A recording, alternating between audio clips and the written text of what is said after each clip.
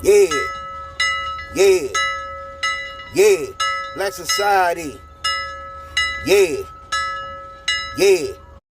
So a black 14-year-old teen is falsely arrested on his porch in Canton, Ohio, mistaken identity. Watch this. Put your hands up. Keep your fucking hands up. I didn't do nothing. I'm a kid. I don't give a shit. I didn't do shit. What the fuck? Match in the description. Hold on, I ain't do nothing. All right, we'll figure that out. Just give us a second, all right? And you telling me I ain't do nothing. Hold on. So there you see, this 14-year-old teen is arrested,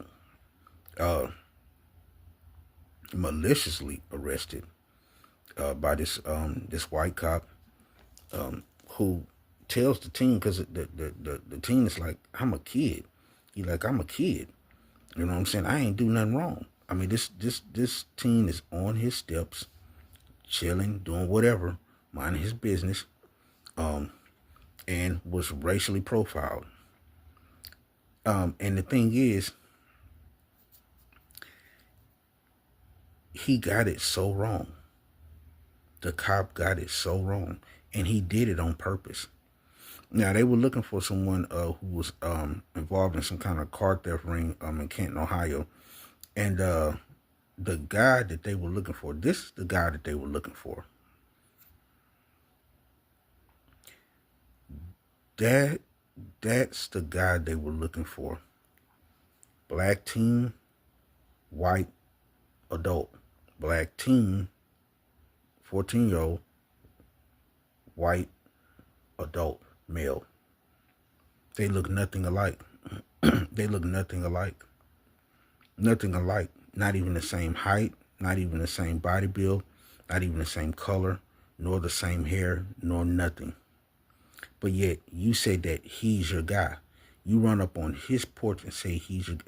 This is what I'm telling you. And like I say, and I always say this, all white people are not racist, all cops are not racist, and all cops are not bad. Man, let me put that out there. When I talk about stuff like this, I'm talking about the bad apples. The bad apples. And this cop who ran up on this a 14-year-old teen on his porch is a bad apple. And you heard what he said when the boy told him what he told him about he's a kid and he don't know what, he didn't do anything. He said, I don't give a ish. He didn't care whether he did that or not. See, their whole objective is to make sure anything black has some type of record, even if it's not permanent, even if it's not a felony or misdemeanor, even if it's just an arrest, even if it gets thrown out, but just a point of you being arrested for it. A lot of times it stays on your record. Just the arrest. And that should be illegal. You know what I'm saying? Like, if you were never charged with nothing or never, the arrest should go away. Even if you were charged and got or whatever, the arrest part should go away. It should go away. And what they want to make sure is that some type of arrest is on some black person's record. They want to make sure that. See, it make it hard for jobs and make it hard for a lot of stuff. That's why you have so many black people. This is systemic racism. This is systemic, guys. That's why you have so many black people that don't have jobs. It ain't because they don't want to work. It's not that. It's stuff like this that hinders it.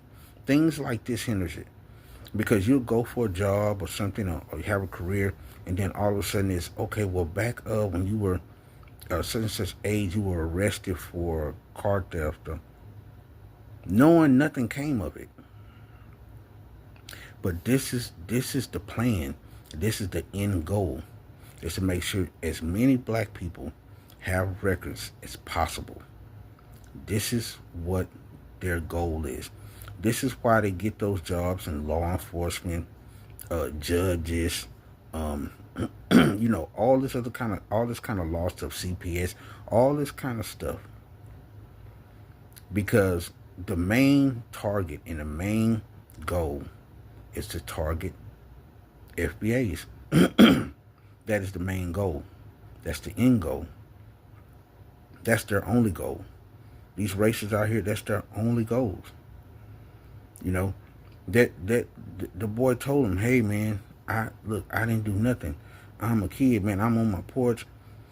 I don't give a ish. He don't care. And this is the mentality that they have. This is the attitude that they have. When they have those jobs, it's the attitude that they have. They don't care. They don't care how old you are. And see, they only see races. See, they call their kids even when they're in their early 20s. They still call them kids. You know, they get 18, 19 kids. But our FBA children, they don't see them as kids. They want to immediately put them in grown person status, no matter what. They do not see them as kids. They always want to see them as adults, so they can always try to charge them as adults. That's how the whole charging kids as adults thing came about. They want to make sure that if a FBA child does a crime, we're charging them as an adult, so we can get them the maximum, so we can get them just what the adults get, so they can go to adult jail just like the adults. It's what it's made for, man. It's all a plan. It's all a plan. And y'all heard it. Y'all heard what that cop said. I don't give a ish. And he meant that. He don't care. I'm arresting you no matter if you did it or not. That's what I got from it. I mean, I know y'all seen the same thing, but that's what I gathered from it. Like, I don't care. I don't care if the description I got was a 800-pound man that was dark as an ace of spade and tall as a tree. I'm taking you. I'm getting you. I'm arresting you. Kid or not, you're getting arrested today. Because that's just what I want to do. That's why I got this job. This is what I'm here to do. The criminals are you. Y'all are the criminals. And that's just point blank. And I'm arresting a criminal here. I'm telling you, that's the mind frame of these racists. This is the mind frame. I bet when their superiors ask, okay, or if they, I don't know if they ask them or tell them, hey, what area do you want to go to? They pick the blackest area. Yeah, I want to be over there. Yeah, I can chase down the criminals. Automatically, it's I want to get the criminals. Well, who are the criminals? You don't even know the criminals yet because you're not even out there. So how do you even know who the criminals are? And then, if you're only in one area, one specific area with one, ethnic group, one demographic, then you definitely don't know who the criminals are, because you don't know what the other people are doing. You don't know what they're doing. You don't know what they're doing. But I'm telling you, and I'm talking from experience, y'all. I used to see this all the time. Those racist cops, you know what I'm saying? Like I say, all of them ain't racist. Should I have a cop friend, man, that's Asian? Cool as heck. Cool as heck. Cool as heck. But the ones that's racist, they live for this stuff. They live for it. They wake up. I'm about to go give me another one. Like that female cop in Houston, how she was talking and all that. That's how they are. That's how they are. They wake up with it on the brain. Today I'm arresting me a black.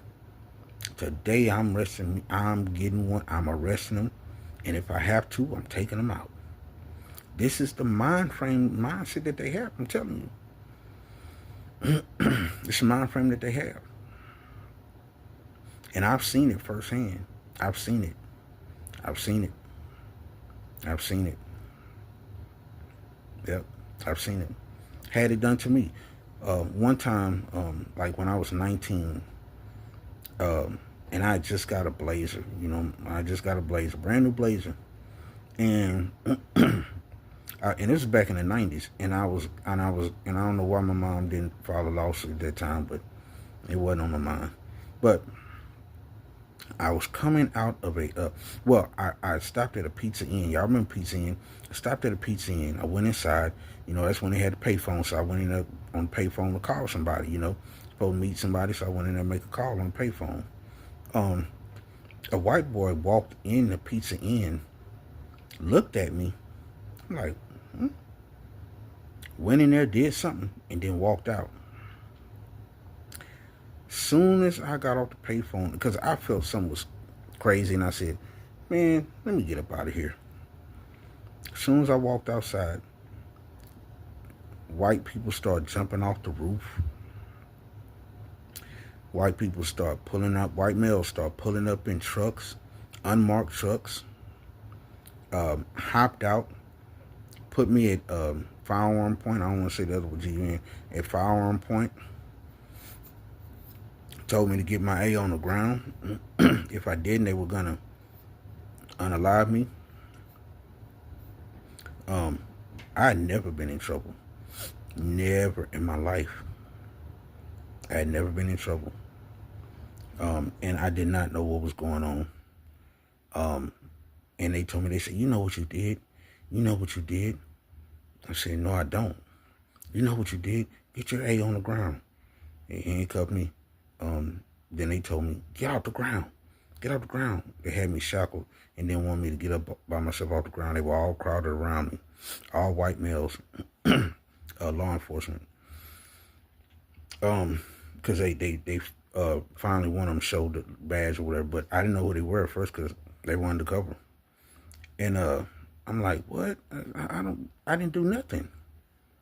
You know what you did? So I'm like, no, I don't know what I did. I mean, what did I do? You know, you sold a 8-ball to that white boy. No, I didn't. I was on the payphone. That white boy came in, looked at me, and left out. So I know you're lying. But anyway, it was a big to-do. That same night, I was let out. Dad also took my mom, you know, trying to say that she was somebody that she wasn't. I'm telling you. And this is how those racists, you know, racists do. But, you know, sorry this happened to this young man, and hopefully, you know, he recovered from it. But look at y'all, like, comment, share, subscribe to the channel, and purchase a super thanks, y'all, so we can help the community and further the channel. To the next video, it's Black Society TV and podcast. And like I say, y'all, purchase a super thanks, y'all. It's for the community and help the channel. Yeah, Black Society.